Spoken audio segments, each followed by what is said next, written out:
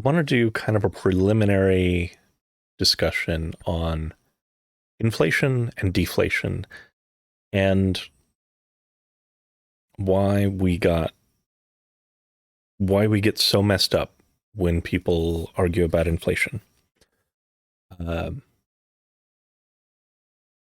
Understand that I do not have like a college background in economics. Like a lot of the subjects that I talk about, most of this is just self research and reading off of what other people and places are doing. Like with other subjects, I thought it would be interesting and worthwhile to look at what other countries are doing who seem to have inflation under control. So, a little bit of background here. Um, the United States has an inflation rate hanging around 7.8, which isn't really a useful figure per se. That is considered on the high end. We have that in spite of stagnant wages. And one of the arguments that everyone always makes is if you increase wages, it'll increase inflation because it'll increase the cost of everything and blah, blah, blah. And so I wanted to look into the kind of the history of inflation as a concept and what deflationary practices look like. And they're very well known. Or, pretty well known, and many countries employ deflationary practices. But first of all, definition-wise, inflation, people say, is rooted in the price of goods and services. And that's a definition. But there actually is seemingly an older and what I believe is a more accurate definition, which flips the causality in the opposite direction. And what do I mean by that? So let's take gasoline. Gasoline's a great example, right? So gasoline, it has a price. Now, there are things that can cause that price to go up and to go down that actually have nothing to do with inflation. And yet, in modern parlance, at least in the United States, we have conflated it to inflation. So if there's, if the United States launches another military campaign in the Middle East and fucks everything up, and the price of oil goes up. If for some reason, a pipeline gets, say, sabotaged, the price of oil goes up. If a refinery shuts down, the price goes up. If, say, the United Emirates releases a ton of its supply for some reason, the price goes down. None of these things have anything to do with inflation. This is price fluctuation based on the cost of the good, scarcity, demand, etc. Supply and demand does not create inflation. I want to establish that first. Although, again, we're constantly told that that is, in effect, what it is. If prices of things go up, that means inflation is happening. But there is an older definition which seems to be more accurate, which is to say inflation and deflation is based on the supply of currency itself and credit available to the population. Okay? So that is to say a finite pool of dollars spread across the population. You can define how much that dollar is worth. because each dollar is theoretically backed by a central bank. And if we use that definition, we can say clearly that increasing wages does not actually increase the supply of money in the economy. It just increases how much money is moving through the economy at any given time. What we're seeing is the supply of money is constantly increasing, but it's being pulled into just a few silos owned by a handful of capitalists. And this is especially true with capital gains, which appears to be one of the primary drivers of inflation. When you see things like Elon Musk generated $30 billion overnight because he sold some stock, that has more of an impact on inflation than increasing wages would, because that is devaluing what a dollar bill is worth by just generating more of them out of thin air because of speculative trading. The stock market and things like cryptocurrency and such, things that just arbitrarily generate money that have nothing to do with the central bank, those mechanisms accelerate inflation because they are thrusting more currency into the system, even though it's not actually getting spent. There just are more dollars, period.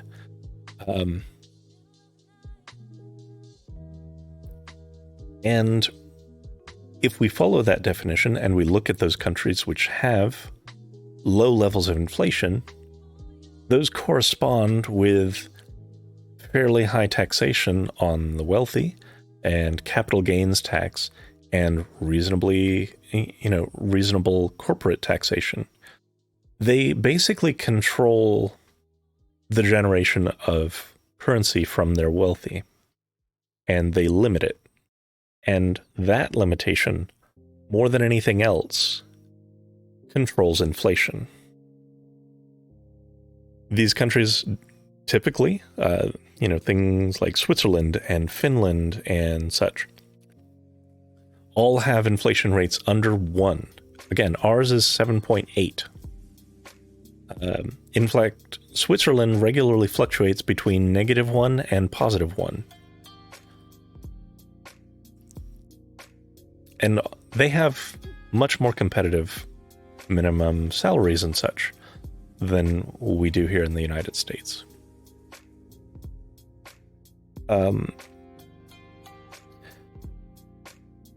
So it's a little bit of weird kind of abuse of language that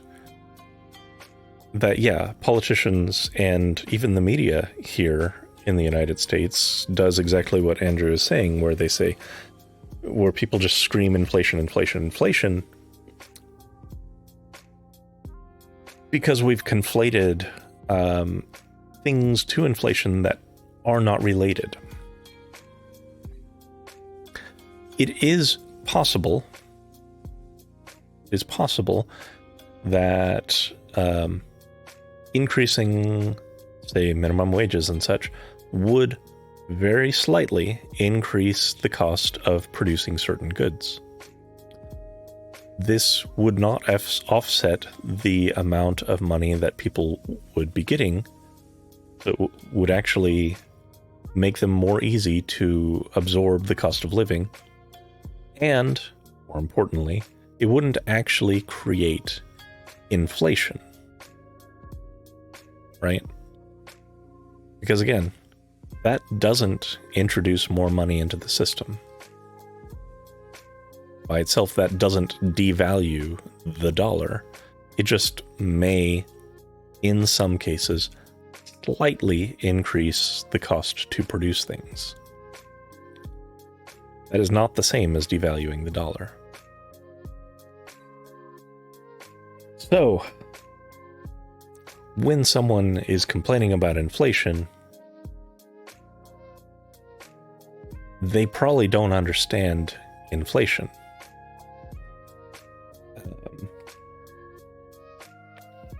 If somebody does have a more concrete understanding of economics than what I've been able to kind of dig up and build this understanding of, I would be interested in seeing it. But that seems to be what I'm seeing when I'm studying the economic policies of some of these countries that don't have inflation as an issue and that still do have, strong wages, strong social support, etc.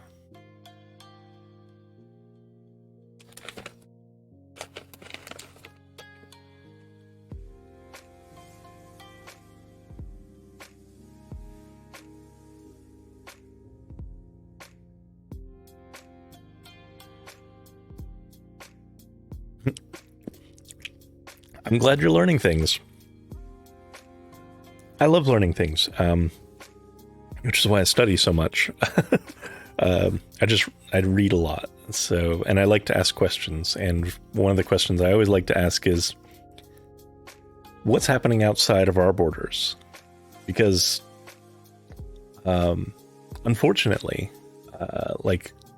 education and media within America, it is very much just a box of information, and we're not really given perspectives, typically, of things that are happening outside of America to contrast and compare against and to learn from. And that is so tragic to me, because in every other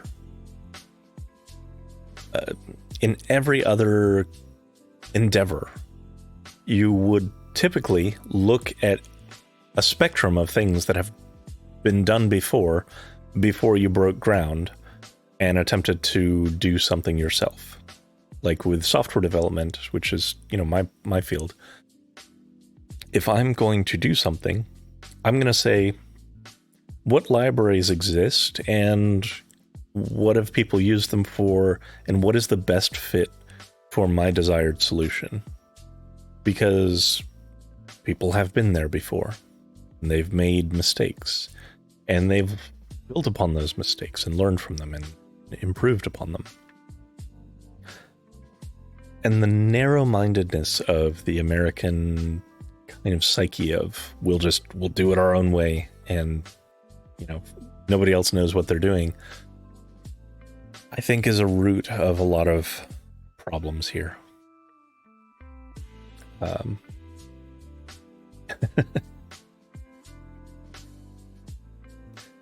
So, yeah. Deflationary practices, like I said, one of the biggest drivers is to step up taxation, especially of things like capital gains, and especially on corporations and the very rich. Obviously, it doesn't have to be to a point where they're crippled, because these countries have extremely strong economies where companies thrive. So it isn't bankrupting people to have these higher taxes. We just have this idea here that we basically need to be a tax haven that's giant. And any countries that are a tax haven typically have extreme income inequality and wealth inequality. And you typically have a majority population that ends up in poverty, and a handful of people who reap the benefits. There isn't a country of our size currently that is a tax haven sort of thing, but we're becoming that, and it's moving us in a very unstable direction.